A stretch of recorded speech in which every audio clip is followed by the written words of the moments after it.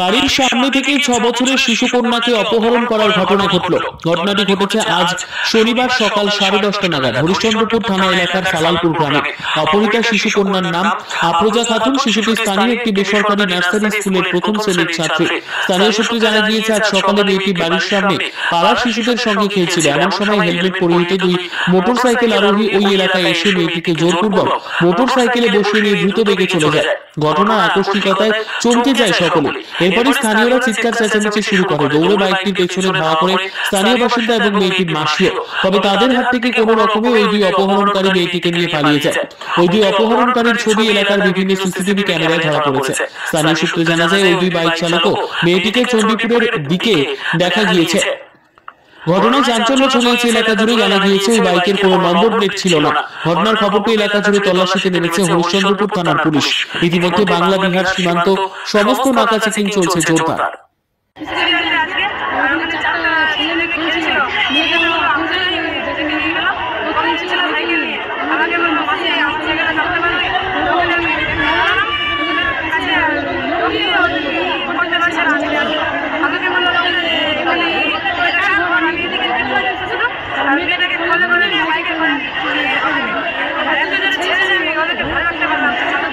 আপনি ওদেরকে আটকে ছিলেন?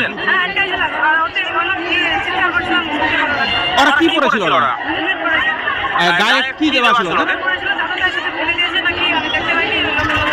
আর একটা বাইকে কখন ছিল?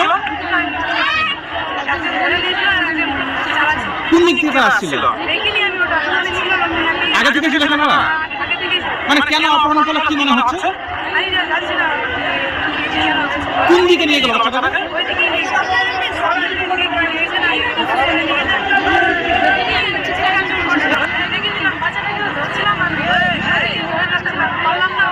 আপনি আপনার চেষ্টা করছিলেন? তারা পালিয়ে গেল? চাদরটা পেয়েছেন? মানে কেন অপহরণ করতে পারে কি মনে হচ্ছে? এর আগে কোনদিন কি আরো হুমকি দিয়েছিল? ফোন মারফত হুমকি বা কোনো বাচ্চা চিঠি ফেলে এরকম কোনো?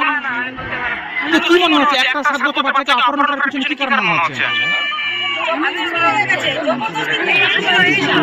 বলছি আপনার নাম? আপনার বাড়ি? কি হলো বাচ্চাটা তোমার? নিয়ে গেল?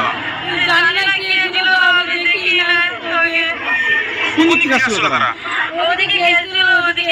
কোথায়? বাড়ির বাইরে?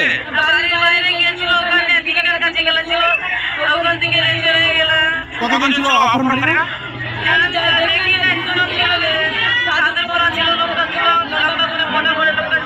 কি নিয়ে এসেছিল তারা?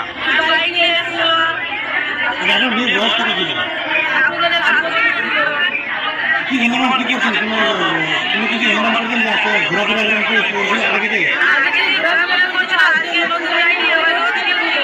আপনার সঙ্গে কি করেন? কোথায় থাকছে আপনার সঙ্গে? এর আগে কি কোনো আপনাকে হুমকি দিয়েছিল? টাকা পয়সা দাবি করেছিল? তাহলে হঠাৎ করে কেন এই আপনার মেয়েকে অপহরণ নিয়ে গেল?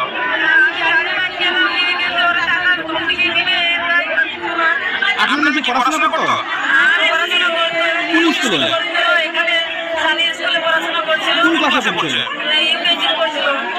আর আপনার কলেজে বাচ্চা ছিল? কি নাম বাচ্চার? কি নাম? আর আপনার নাম? আপনি কি বললেন? বাড়ির সামনে